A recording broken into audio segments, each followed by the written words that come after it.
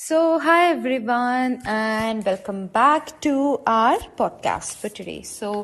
Today we are going to talk a bit about fertility yoga, which is a part of Garbhsanskar. Okay, yes.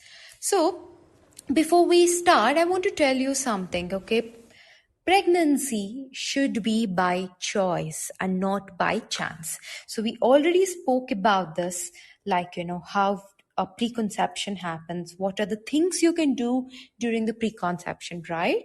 So before that, there is something, fertility is also important. In taking fertility yoga is very, very important. So what are the benefits of fertility yoga? Let's start from that. Okay, so firstly, fertility yoga increases the flexibility, okay, of your back, your chest, and your spine. Spine is something which is very, very important in your body. So you are as young as your spine is, if you've heard of that like sentence ever before. So, and fertility yoga is very important at this generation because it reduces the stress. If you're a working woman or you're a working parent, it's for both of you, then it is completely important for you both to take fertility yoga. Then it detoxifies the body. Then it increases the circulation of the genital organs. Again, speaking medically, okay, it is a very important thing to understand that pregnancy happens from various ways, okay, and one such reason can be the circulation. Okay, so this practicing this fertility yoga can increase the circulation of your genital organs as well. It works on the immune system. So immune system, you must have seen whatever is happening around since 2 years, right, about our COVID and the immunity. So immune, working on immune system is also very important. Then it helps to keep the ovaries healthy, and the chances of quality of the sperms and the ovum enhances by practicing this fertility yoga. Then it helps to deal with the hormonal treatment better. So hormones are a very important thing. So a lot of us, when we cannot conceive naturally, we go for the hormonal therapies, right? Why not, secrete these hormones naturally by practicing these various methods? Then it works on your endocrine system. Endocrine is again an important system, which is an important system during the reproduction. So to work on that, it's very, very important. Next, the effective the effect you get from fertility yoga is completely different. You can experience, you can tell this only by the experience. Yes. So now I am just going to just give you some just the names, or some kind of suggestions what all you can practice as a part of fertility yoga. So I might not be able to tell you in detail about this practices, because we do not have that much time. You can go to any of your yoga teacher, wherein they can explain you better about these postures and how to practice them as well. So yes, now moving ahead, the first and foremost, the asana practice. Let's go with the asana practice of our fertility yoga. So there are various asanas which you can practice. So which can be like, for example, our seated forward bend, like a Paschimottanasana, a standing forward bend, Hastapadasana, Janu Shirsasana, one leg forward bend, Baddhakonasana, butterfly, which is very important to open up your thighs. Basically, you're supposed to do the postures wherein you are opening up your cervix, you're opening up your thighs, you're opening up, it's called the flexions. So these are very, very important to do it. Then Viparita Karani, legs up the wall pose. Okay, you can raise your legs up to the wall. Then Sarvangasana. If possible, you can go for Shirsasana only with any, like anybody around you. If you've not practiced any time before, it's completely fine. Don't attempt such postures if you're not comfortable with. Next, you can go for the child's pose, Balasana, Chakrasana, and then you can do your Dhanurasana and Bhujangasana, Cobra, Vajrasana, Thunderbolt. And then you can start practicing Kapalabhati, which is a Kriya. And then you can practice your pranayama practices like, Nadi Shodhana, Brahmari.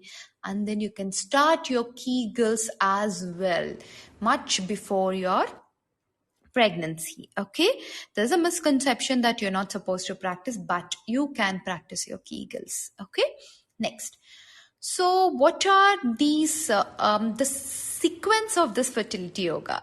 The following, these sequences, it is it's from the ancient times, like, it draws the tantric energy, practices, and it is somewhere related to our modern science as well. Okay, they send the energy and the oxygen, rich blood, okay, to the organs in your pelvic bowl. What are the organs in your pelvic bowl? It can be your bladder, your rectum, your colon, your reproductive organs. Okay, so they send the energy to such organs. Next, they increase the increased circulation over, this pelvic bowl is required for various things, like for, sexual arousal, and it heals and strengthens the organs, reproductive organ tissues as well. Okay, next is you have to give a lot of attention to our Muladhara chakra, which is the root chakra.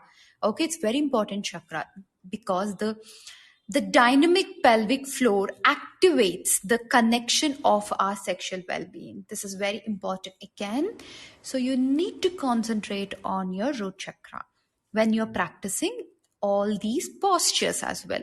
Next, practice these sequences together or individually. You can do it individually by just concentrating on the root chakra, or together by you're practicing your asanas or your pranayama or your kriya, and then concentrating on the root chakra. You can do any types. Next and foremost, start blessing your own body. Start blessing your own body in such a way that, you are going to, get pregnant and you're going to have that fetus in your body. This is how you just bless yourself. The best part is to bless yourself. Okay, so this is another activity which you can practice. Moving on to, you can start doing other activities like, some openings, like, your heart openers, your neck openers, side bends, and, your heart circles. So these are all to increase and the circulation around your torso. Okay, so these are also very important. Apart from this, you can practice other postures like your pigeon, Kapotasana, your Upavishta Konasana, wide angle seated forward fold. Again, these are all the hip openers. And then a very, very important posture will be our garland posture, which is also called as Malasana. Okay, then the next important part is belly breathing.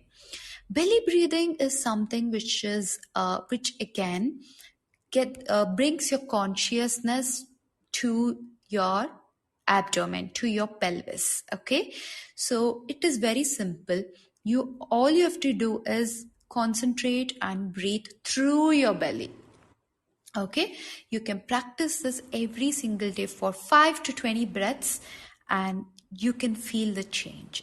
Yes, apart from all this, there are various mudras which you can practice, which can also awakens that, the sexual energy, and also helps you during this fertility. So such mudras can be your yoni mudra. This is only for the women to practice.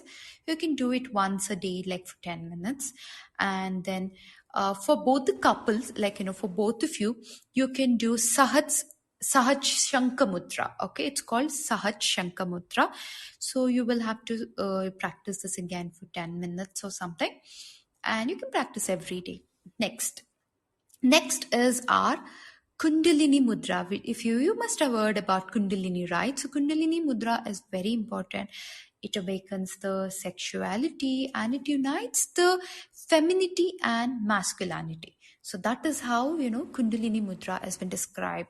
So a couple can practice this. You can practice 3 times a day for about 15 minutes, and you need to practice this in a calm place, and sit it comfortably.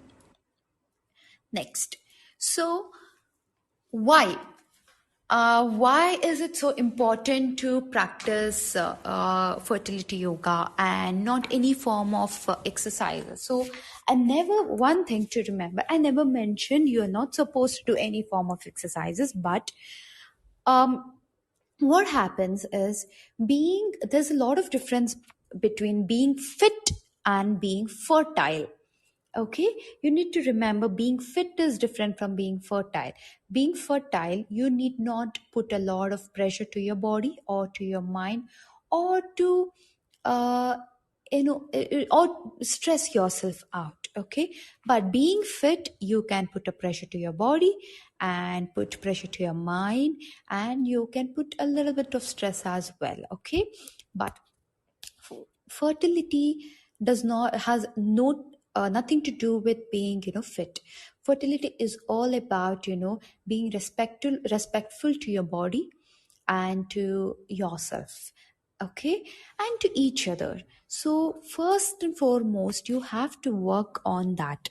You need not go and do various kinds of stressful exercises or abdominal exercises, and that's just going to it might increase the circulation, but it will also increase the stress.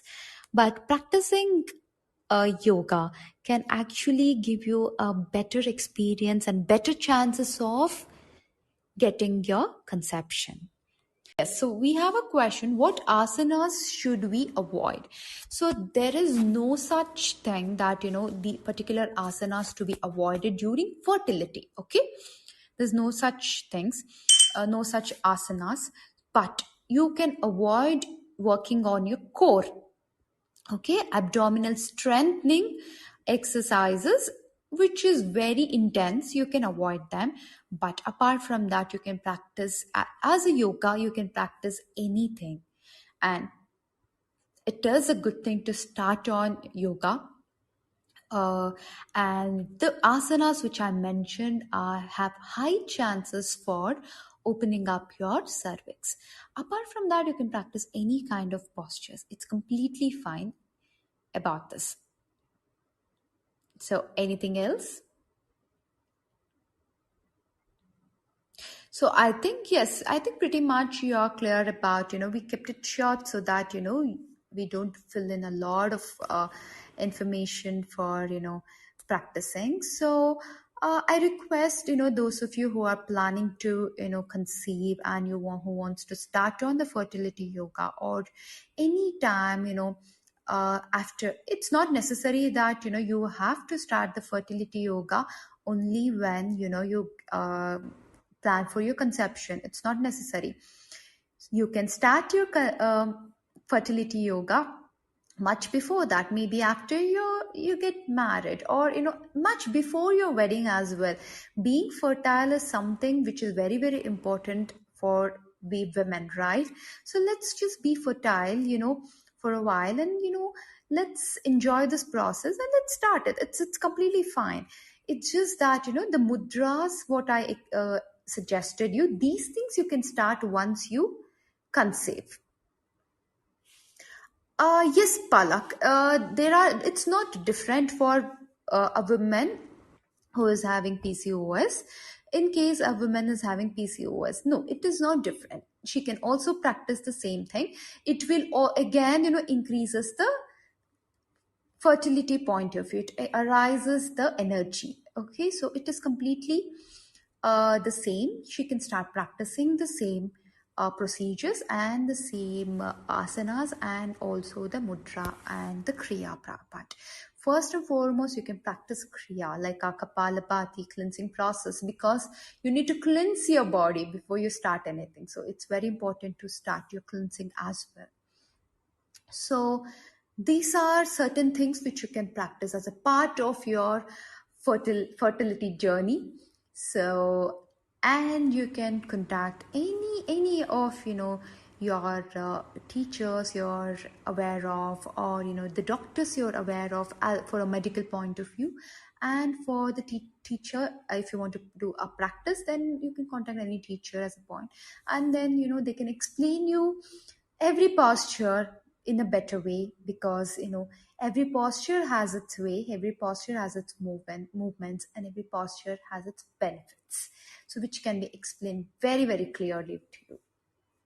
So, and I hope you guys enjoyed today's session, and I will see you all in our next coming session. And yes, do not miss it, and try and join every session as much as possible if you're interested in Garbhsanskar. Thank you so much. And yes, thank you, Palak, and thank you, Kushbu. Thanks a lot for everyone who joined today's session. Thank you for watching. For more such videos, do like, share, and subscribe to the First Parents.